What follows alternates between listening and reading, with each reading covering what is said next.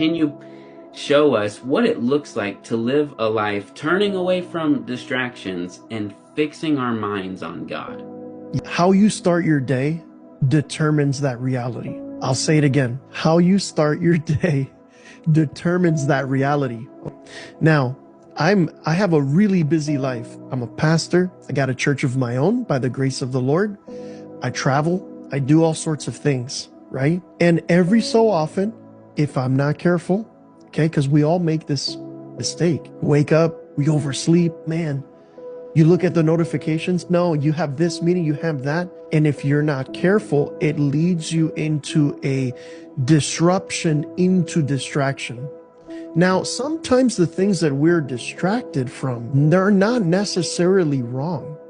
They could be things that are related to ministry or our lives, families, which is why it's so difficult sometimes to break away from distraction.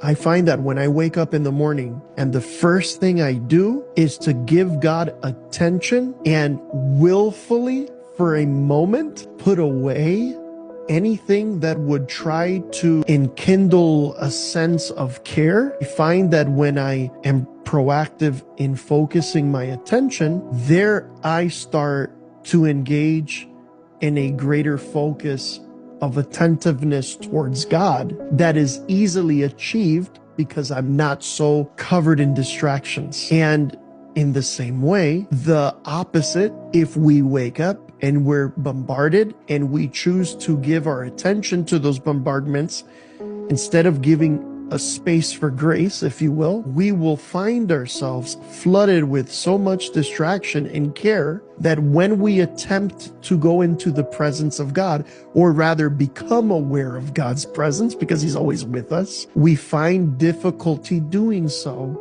because we're distracted. Difficulty is because of distraction. Rest and focus creates a greater awareness of the presence of God in our lives. We're